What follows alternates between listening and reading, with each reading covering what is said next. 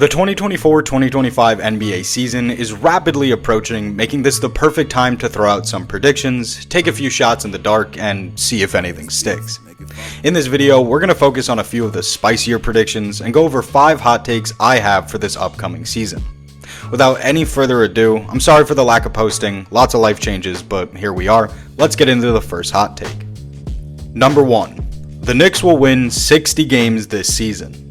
Yep, starting it off pretty high on the Scoville scale with this one. I guess it has to be mentioned if you are new around here. I am a New York Knicks fan. Do with that information what you will, but I'm gonna explain the logical conclusions that got me far enough to justify this opinion. So the Knicks dealt with a lot last season. Mitchell Robinson only played 31 games, Julius Randle suffered a season-ending injury in late January, there was a massive team-altering trade, tons to rock the ship, and they still ended up with 50 wins. The Knicks were 20-3 with OG Anunoby in the regular season, and between the trade and Randle's injury, they won 80% of their games. It was all very, very promising when it came together. I had actually already written this take down and even recorded this entire video, but then that same night, the Cat Randle trade happened, and I tried to modify this section of the video, but realized I had way too many thoughts and feelings and that it required its own. I definitely recommend checking that video out if you still want to hear more about the trade, because I'm not going to rehash everything here. But in short, I think this is a great deal for the Knicks, and it not only increased their overall offensive ceiling and chances against teams like Boston and Denver, but as far as this hot take goes, also alleviates a lot of the concerns surrounding the lack of center depth on the roster and the lack of any starting caliber center to kick off the season. That was definitely going to impact the Knicks' ability to be a truly great team through the regular season. Cat is going to start at the 5, and even when Mitch returns, he'll most likely be coming off of the bench with the ability to play alongside Cat in spurts, but either way, by the second half of the season when Robinson hopefully returns, the Knicks will be able to have 48 minutes of great center play, and can prioritize whether they want more offense, defense, or to go jumbo-sized for a stretch. Then you consider Mikal Bridges, who has literally never missed a game. I'm sure the Knicks will find a way to break that streak, but the team has tons of really quality depth, capable offensive players, and I think they're just built to be a strong team through the 82. The loss of Dante DiVincenzo as part of the Wolves trade absolutely stings. That's one of the best and most dangerous three-point shooters in the league, who had serious chops as a defender as well. But I do think through increased playing time for Deuce McBride and the additions of Cameron Payne and rookie Tyler Kolek, the Knicks will be able to supplement his value. All in all, I think New York has a really impressive roster with an immensely high floor. The perimeter tandem of Mikal and OG, the center play of Karl Anthony Towns, and star shot creation from Jalen Brunson is just a winning formula, and we don't have to overcomplicate it. I think the Knicks could have won like 53, 54 games this past season, all things taken into account. So with what I've said, I think there's room to improve even from that mark. Maybe a more realistic aspiration is like 56, 57 wins, but screw it. 60 sounded better. For my second hot take, the Milwaukee Bucks are going to have a bounce-back season.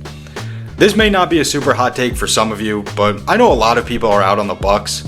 My train of thought with this one is pretty simple. I think most of the factors that led to Milwaukee having a disappointing season are trending a lot more positively as of now.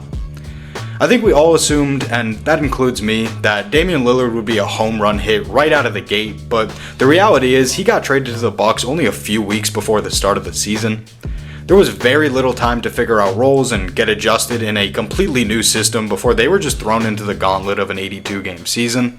Also, for whatever it's worth, the dude started going through a divorce almost immediately following the trade and going into the first half of the season, and he was also leaving the environment and organization he had just been with for 11 years. He openly talked about the rough place he was in mentally throughout the season and how he didn't come into camp in shape due to the drawn-out trade process.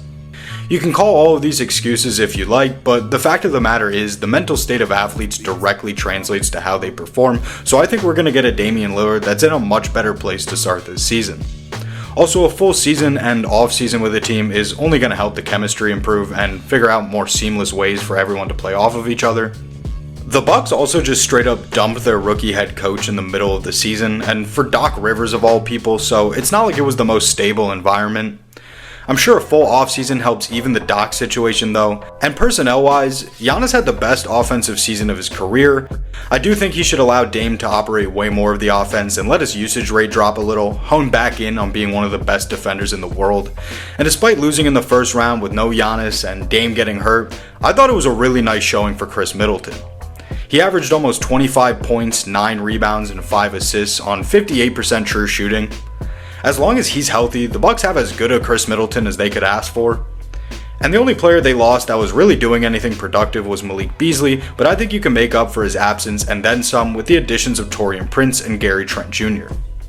Brook Lopez will be another year older, and that's obviously not a good thing as he's not getting better, but he's such a slow-footed center that can really only play and drop anyways, so I don't think there's going to be much of a dramatic fall-off in his defensive capabilities all of a sudden at this point.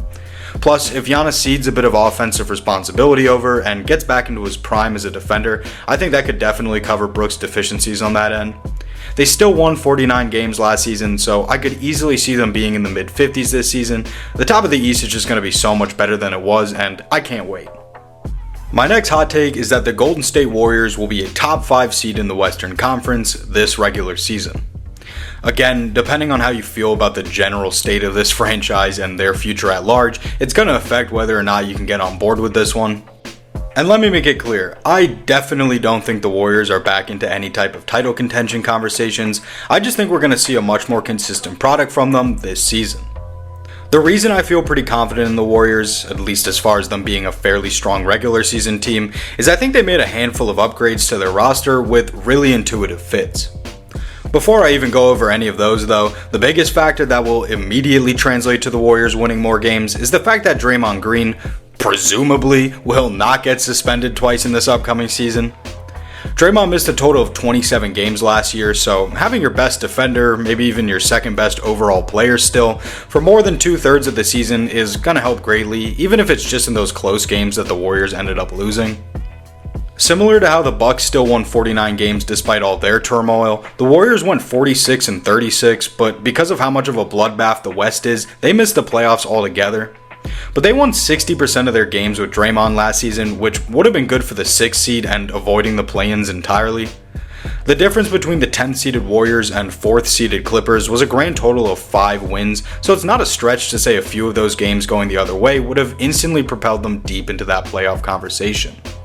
As for the additions they made to the roster, there's no game changers or massive names, just a couple of dudes I think will succeed in the Warriors system. The first name worth mentioning is Buddy Hield. He shoots like 39% from 3 on about 7 attempts a game, and I'm sure that'll only go up. He's a low turnover, not super high usage, active movement shooter, just feels like he was born to play on the Warriors. I also like the DeAnthony Melton pickup. He's a strong guard wing defender who can handle the ball a bit and is a capable shooter.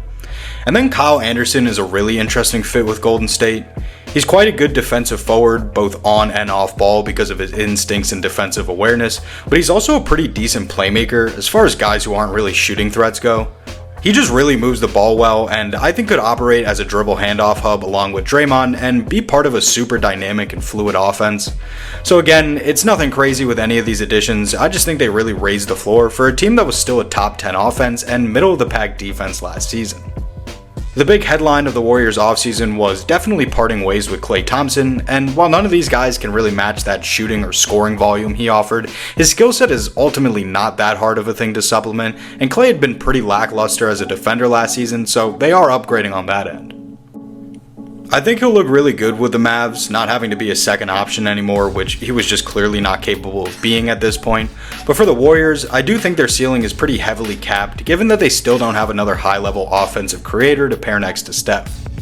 And speaking of Steph, he closed out last season in a pretty underwhelming way. In his last 25 games, he was less than 23 points and 5.5 assists on 42% from the field and 37.5% from 3. I think coming off of that Olympic run and motivated by a bit of a refreshed squad, he's going to be back in the high 20s for scoring and 40 to 42% from 3. As I said, I'm not claiming the Warriors are dark horses for a championship or anything like that, just that they'll have a much more consistent formula for winning basketball and can be a much better regular season team because of that. For my next hot take, the Phoenix Suns aren't doing this season. I don't typically like being negative, but I figured I'd get at least one of these takes to be geared that way.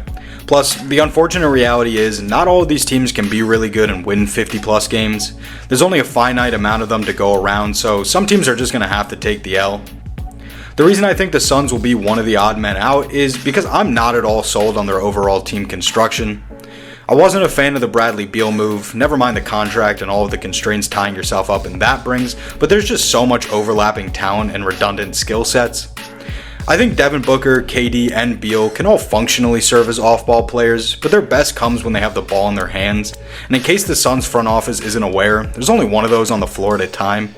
Those three also limit the defensive ceiling of the Suns and kind of cap any sort of playoff ambitions the team might have. The Timberwolves had a bottom half, 17th best offense last season, yet they posted a 128.1 offensive rating versus the Suns on their way to sweeping them in the first round. And the Suns didn't make any strides in that area, so why should I believe anything else will happen?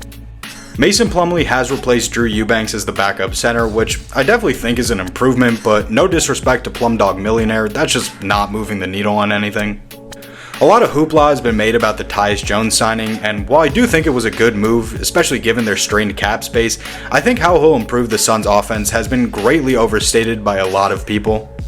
The impact a quote-unquote true point guard can have, surrounded by ball-dominant superstars, is pretty limited, so while I think he can help get them into some more formal half-court sets, at the end of the day, the ball is going to be in the hands of its big three, and those will be overly ball-skill-oriented and defensively inconsequential lineups.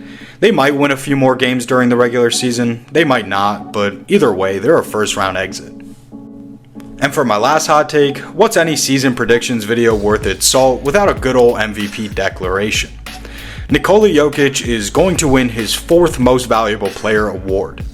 On a macro level, it might not sound that crazy to say the winner of 3 of the last 4 MVPs is going to win another one, but the reason I think this counts as a hot take is because it feels so genuinely not plausible for the NBA to give this man 4 MVPs. But when we look at how he won his other 3, there's really no reason it couldn't happen again. Jokic puts up historical, all-time great on-off numbers and continues to win MVPs because of how bad the Nuggets are when he isn't on the floor. They've had the best to second best starting 5 over the past couple of seasons, but it all goes through Jokic and falls apart when he's not there. It's made him time and time again the most valuable player throughout the regular season, and the Nuggets only got worse coming into this one. Not like end of the world worse, but losing Kentavious Caldwell-Pope is an undeniable hit to that core starting 5, which will likely only make Jokic stand out more in those impact metrics. I feel pretty strongly that the Nuggets we saw last season just didn't have the same kind of fight in them following their championship run, so I think we're going to see a more pissed off and engaged version of both the team and Jokic. And when an all-time great like him decides to go on a warpath, there's usually not much the league can do to prevent it. The loss of KCP, and in particular the youth of Christian Brown and Peyton Watson, might end up negatively affecting Denver in the playoffs, but as far as the regular season goes, I think they should be enough on most nights. So as long as the Nuggets stay atop the Western Conference as at least a top 3 seed, I think there's a really good chance the MVP award stays in Serbia. Well, that's going to do it for my hot takes in this video. I hope you enjoyed them, and I'd love to hear any of your hot takes in the comments below. If you liked this video, it'd mean a lot if you could do the thing and hit that button. Also, subscribe if you like this kind of content and want to follow the league going into this upcoming season. I write articles and essays as well, so if you're a fan of written work, I highly recommend and would greatly appreciate it if you checked out my stuff where that is. With all that being said, I hope you enjoyed. Take care.